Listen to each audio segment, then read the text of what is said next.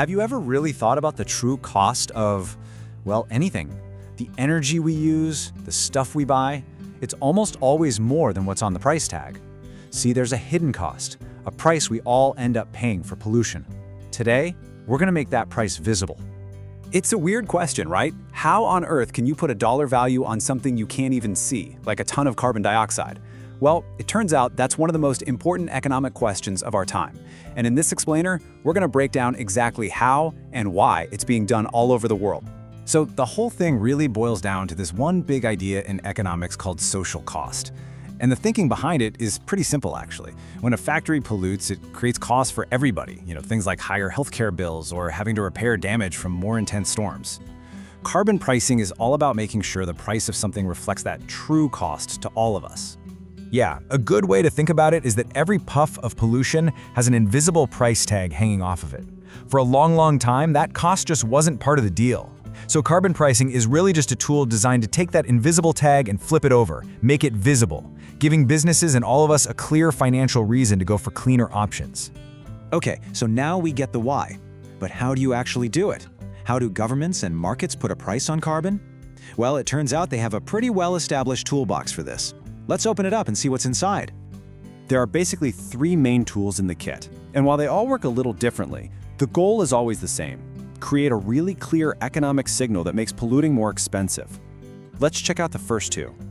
All right, the first couple are government-led. A carbon tax is probably the most straightforward. The government just sets a fixed price, say $30 for every ton of carbon a company emits. It's predictable.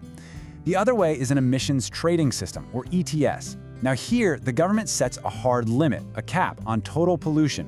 Then it gives out permits to pollute and companies can buy and sell them. So if it's cheaper for you to cut your emissions, you'll sell your extra permits. If it's more expensive, you'll buy some.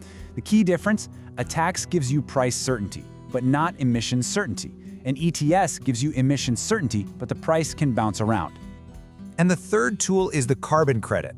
These are a little different. They're created by projects that can prove they've reduced or removed 1 ton of greenhouse gas from the air. Think about a project that's planting a new forest or capturing methane from a farm. Companies can then buy these credits to offset their own emissions. They're basically paying someone else to clean up the atmosphere on their behalf. And this isn't just theory from an economics textbook anymore. Not at all. Carbon pricing is moved way beyond the classroom and into the real world. We're talking about a massive global scale. I mean, just look at this map. What started out as a kind of niche idea in just a few places has absolutely exploded. As of 2025, there are 80 carbon taxes and trading systems running all over the globe, from Canada to China, Europe to parts of South America. The momentum is just undeniable. And this isn't just about how many policies there are, it's about what they cover. Right now, a direct carbon price is being applied to 28% of all global greenhouse gas emissions. Think about that. That's more than a quarter of the world's economy now operating with a price on pollution. And this chart really drives that point home.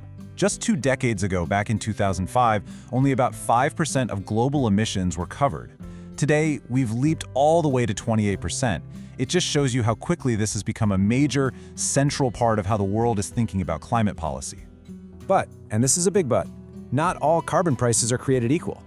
This chart shows the incredible range we're seeing. Each one of those bars is a different place. I mean, look at that. On the far left, you've got prices under $10 a ton, and on the far right, they're soaring over $140. There's no single price for carbon. It's a real reflection of just how different the political will and economic situations are around the world. Okay, so this raises a pretty obvious question, right? With a price on nearly a third of all global emissions, that has to be a lot of money changing hands. So, where does it all go? And yeah, we are talking about a ton of money. Direct carbon pricing is now generating over $100 billion in public revenue every single year. That's a huge amount of cash that governments can then put to work. So here's a look at where that money is headed. In 2024, the majority of it, 56%, was specifically set aside for environmental and development projects. So, in a very real way, the money raised from pricing pollution is directly funding the solutions to it, like clean energy and more sustainable infrastructure. And these aren't just abstract ideas. This is happening right now, on the ground. In Canada, a lot of that revenue goes straight back to households in the form of a rebate. The EU uses it to help support more vulnerable communities during the energy transition. Brazil's planning to use it to help its industries go green, and California has invested billions into clean energy and public health. So, we've seen where this all came from and how it's working today. But what about the future? Where is this whole thing going next? Well, one of the biggest changes we're seeing is that it's not just about governments anymore. More and more, big companies are starting to put a price on their own carbon emissions.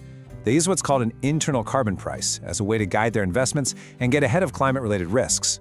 And get this, the speed of adoption is just wild. Since just 2021, the number of companies using an internal carbon price has shot up by 89%.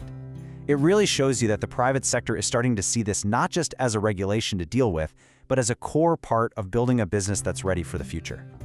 But all of this leads us to the final, and maybe the most important question: is it all enough? Well, according to the folks at the International Monetary Fund, if we want to hit the goals set out in the Paris Agreement, the world needs a global carbon price of at least $75 per ton by 2030. Okay, so $75, that's the benchmark. And here's the reality check. When you average out all those different prices we saw across all the emissions that are covered around the world, the price today is just $5. 5 versus a target of 75. That is the huge gap between where we are today and where experts tell us we need to be. So we're left with this final thought. The machinery is here. Carbon pricing went from a theoretical idea to a mainstream global tool that's moving billions of dollars. The question is no longer if we can price carbon. The question is, do we have the collective will to set that price high enough to actually solve the problem it was created for?